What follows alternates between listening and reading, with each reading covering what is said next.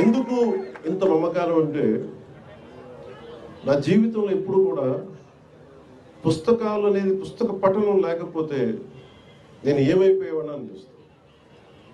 నేను ఇంటర్వ్యూని కూడా ఎందుకు మధ్యలో ఆపేశానంటే చదువుకోలేక కాదు, మార్క్స్ తెచ్చుకోలేక కాదు, బాగా చదివేవాడిని. కానీ ఎందుకంటే నేను కోరుకుంటున్న చదువు పుస్తకాల్లో లేదు, నాకు క్లాస్ రూమ్లో లేదు. అందుకు నేను ట్యాగూర్ గారి ప్రేరణతోటి, అంటే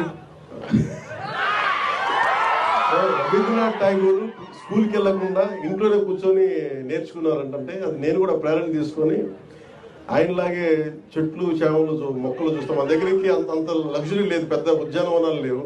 మాకుండా 2 రోజా మొక్కలతో కుండీలనే చూస్తాం. పుస్తకాలు పెట్టుకొని, క్లాస్ పుస్తకాలు పెట్టుకుని రోజా పువ్వులను చూస్తూ ఉండిపోయాడు. ఎట్లా ఎగ్జామ్స్ ఫెయిల్ అవుతుంది కదా, ఖచ్చితంగా చూస్తూ ఉంటాం.